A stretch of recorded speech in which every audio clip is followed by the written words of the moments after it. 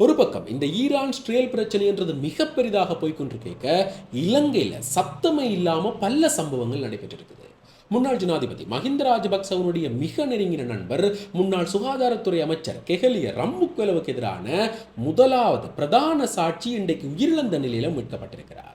அதே போல அண்மையில் இந்த சட்டத்தரணியும் மனைவியும் எப்படி சுட்டு படுகொலை செய்யப்பட்டார்களோ அதே போல ஒரு வங்கி முகாமையாளர் இலக்கு வைக்கப்பட்டு இன்னும் ஒரு துப்பாக்கிச் சூட்டு திட்டம் போடப்பட்டிருக்குது.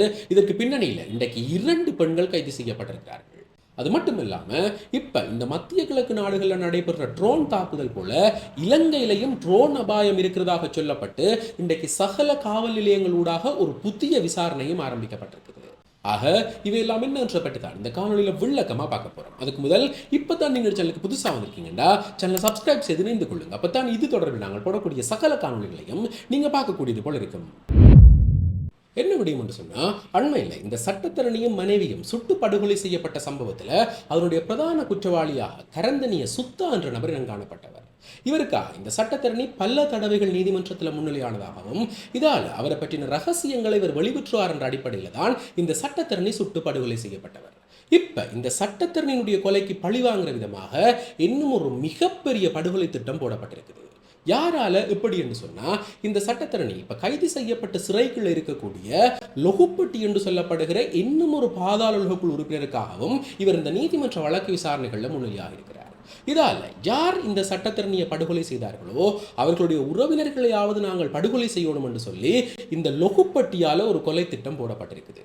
இதற்காக கஞ்சிப்பான இம்ரானுடைய குழு களமிறக்கப்பட்டு இந்த கொலையை செய்யறதுக்காக 2 பெண்கள் தெரிவு செய்யப்பட்டிருக்கிறார்கள். இவர்கள் ஒரே குடும்பத்தைச் சேர்ந்த சகோதரிகள் என்றும் அதுல அந்த மூத்த சகோதரி 4 வருடங்களாக துபாய் நாட்டில் வேலை செய்த வேண்டும். அப்பத்தான் இந்த பாதாள உலக குழுவுக்கும் இவர்களுக்கும் இடையில தொடர்புகள் ஏற்பட்டதாக சொல்லப்பட்டிருக்கு. இப்படி இந்த 2 பெண்களுமே தெரிவு செய்யப்பட்டு அவர்களை வழிநடத்துறதுக்காக இப்ப துபாய் நாட்டில் இருக்கக்கூடிய சஞ்சு என்ற நபர் நியமிக்கப்பட்டிருக்கிறார். இவருடைய வழிநடத்தல இந்த 2 சகோதரிகளுமே இந்த சட்டத்தரணி படுகொலைக்கு காரணமாக இருக்கக்கூடிய இந்த கரந்தனிய சுத்தாவருடைய உறவுக்காரரை தேடி இருக்கிறார்கள். அதுல மாகுல சந்தியில் இருக்கக்கூடிய ஒரு நிதி நிறுவனத்தினுடைய முகாமையாளர் கண்டுபிடிக்கப்படுறார். இவர் இந்த கரந்தனிய சுத்தாவனுடைய மைத்துனர் என்று சந்தேகிக்கப்பட்டு அவரை படுகொலை செய்யறதுக்கான ஒரு திட்டம் இந்த 2 சகோதரிகளால் போடப்பட்டிருக்கு. எப்படி என்றால் அந்த முகாமையாளருடைய ஒவ்வொரு நாள் நடவடிக்கையுமே கண்காணிக்கப்பட்ட, அதாவது அவர் எத்தனை மணிக்கு அலுவலகத்துக்கு வாரார், எந்த பாதையால் பயணிக்கிறார் என்று சொல்லி சகல விவரங்களுமே இந்த 2 சகோதரிகளாலையும் காணொலியாக பதிவு செய்யப்பட்டு இவர்களை நிர்வகிக்கக்கூடிய சஞ்சு என்ற நபருக்கு அனுப்பி வைக்கப்பட்டிருக்குது. அதன் அடிப்படையில் இவர் ஒரு வெகனார் ரக கார் வைத்திருக்கிறதும் ஒவ்வொரு நாள் மாலை நேரத்திலையும் அந்த அலுவலகம் முடிஞ்சா பிறகு இவர் இந்த மாகோல சந்தியால தான் அவருடைய வீட்டுக்கு பயணிக்கிறதும் உறுதிப்படுத்தப்பட்டிருக்குது. இதால் மாகோல சந்தியில வைத்துத்தான் அவர் மேல துப்பாக்கி சூடுகள் நடத்த போறதாக உறுதி செய்யப்பட்டு அதற்கான திகதிகளும் குறிக்கப்பட்டிருக்கு. அதாவது கடந்த மாதம் 2ஆம் மாதம் 25ஆம் திகதியும் 26ஆம் திகதியும் தான் இந்த துப்பாக்கிச் சூடு சம்பவ திகதியாக குறிக்கப்பட்டிருக்கிறது. இதற்காக காசுக்காக கொலை பண்ணக்கூடிய, அதாவது கூலி கொலையாளிகள் 2 பேர் தெரிவு செய்யப்பட்டு அவர்கிட்ட ஆயுதங்களும் கொடுக்கப்பட்டு இந்த மகாபுல சந்திக்கு அனுப்பி வைக்கப்பட்டிருக்கிறார்கள். ஆனா இவர்கள் எதிர்பார்த்தபடி இவர்கள் திட்டமிட்டபடி அந்த முகாமையாளர் 25ஆம் திகதியும் 26ஆம் திகதியும் அந்த தெருவால அந்த சந்தியால பயணிக்கல. இதால இந்த துப்பாக்கிச் சூடுகள் நடத்தப்படாம அந்த திட்டம் அப்படியே கைவிடப்பட்டிருக்குது. இதற்கு பிறகு இலங்கையினுடைய போலீஸ் புலனாய்வு பிரிவுக்கு கிடைச்சிருக்கக்கூடிய தகவலின் பிரகாரம் இன்றைக்கு இந்த 2 சகோதரிகளுமே கைது செய்யப்பட்டிருக்கிறார்கள்.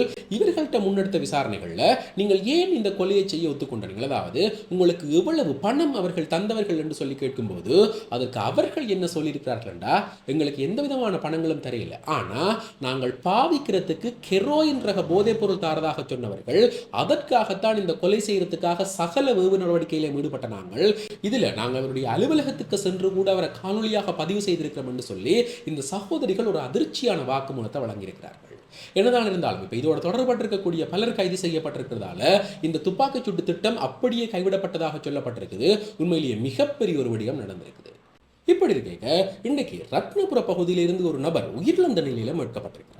இவர் யார் என்று சொன்னா முன்னாள் ஜனாதிபதி மஹிந்த ராஜபக்சவனுடைய மிக நெருங்கின நண்பர், மிக தீவிரமான விசுவாசி, முன்னாள் சுகாதாரத்துறை அமைச்சர் இந்த கெஹலிய ரம்புக்வெலவுக்கு எதிரான 748 மில்லியன் ரூபாய் மோசடி குற்றச்சாட்டுல முதலாவது சாட்சி, அதாவது பிரதான சாட்சி என்று சொல்லப்பட்ட நபர்.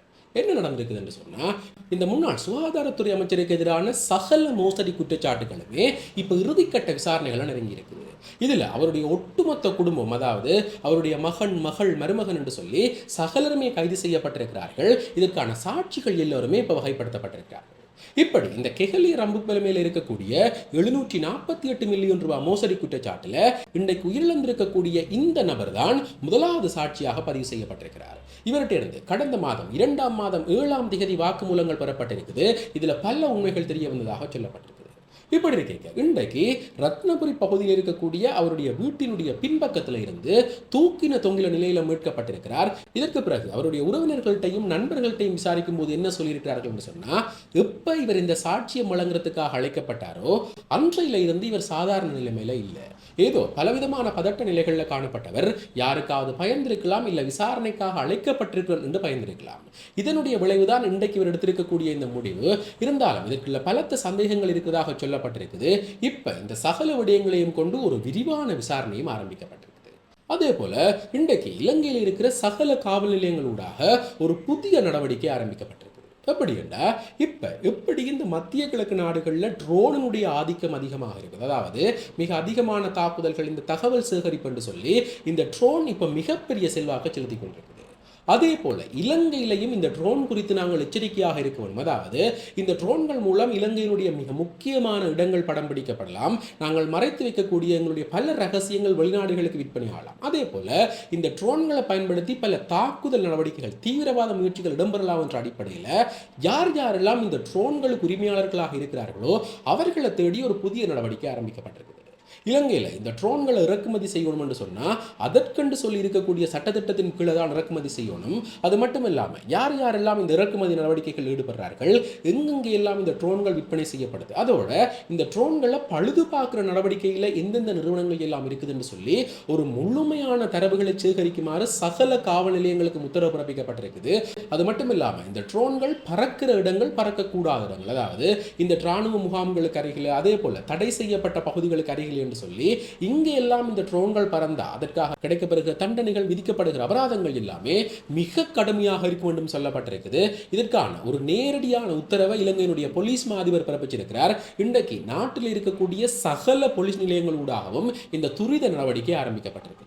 ஆக இந்த விடயங்கள் சார் மிக முக்கியமாக இப்ப இடம்பெற்றுக் கொண்டிருக்கிற இந்த ஈரான்-இஸ்ரேல் அமெரிக்க யுத்தம் என்றது இலங்கையில எப்படிப்பட்ட ஆபத்துக்களை ஏற்படுத்தப்படும்.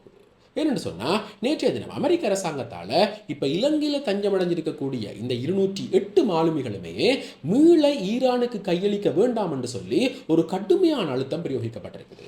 மீறி இவர்களை ஈரானுக்கு கையளிக்கும் பட்சத்தில் அமெரிக்காவுடைய கோபங்களுக்கு இலங்கை ஆளாகும் என்றும் சொல்லப்பட்டிருக்குது. இருந்தாலும் இன்றைக்கு விஜித்த ஹேரத் என்ன சொல்லியிருக்கிறார், அதாவது இலங்கையினுடைய அமைச்சர் என்ன சொல்லியிருக்கிறார் என்றா, நாங்கள் சர்வதேச சட்ட போர் விதிமுறைகளின் கீழே தான் நாங்கள் அதை பார்ப்போம். அதுல என்ன சொல்லப்பட்டிருக்குதோ அவர்களை மீள கையளிக்கலாம் என்று சொன்னா நாங்கள் அதன் பிரகாரம் நாங்கள் அவர்களை ஈரானிட்ட கையளிப்போம் என்று சொல்லி இன்றைக்கு விஜித்த ஹேரத் சொல்லியிருக்கிறார். ஆக இந்த சிக்கல்கள், இந்த சிக்கல் நிலைமைகள் எல்லாமே இலங்கையில் எப்படிப்பட்ட ஆபத்துக்களை ஏற்படுத்த போகுது, இதற்காக ஜனாதிபதி அனுரகுமாரனுடைய அரசாங்கம் எப்படிப்பட்ட முன்னெச்சரிக்கையான நடவடிக்கைகள் எல்லாம் மேற்கொள்ளணும் என்றதை பற்றி உங்களுடைய கருத்துக்கள் என்ன, நீங்கள் என்ன நினைக்கிறீங்க என்றதை மறக்காம கமெண்ட்ஸ்ல சொல்லுங்க. இதே போல மேலும் ஒரு முக்கியமான பிரயோசனமான தகவலோட இன்னும் ஒரு காணொளியில் சந்திக்கிறேன். நன்றி.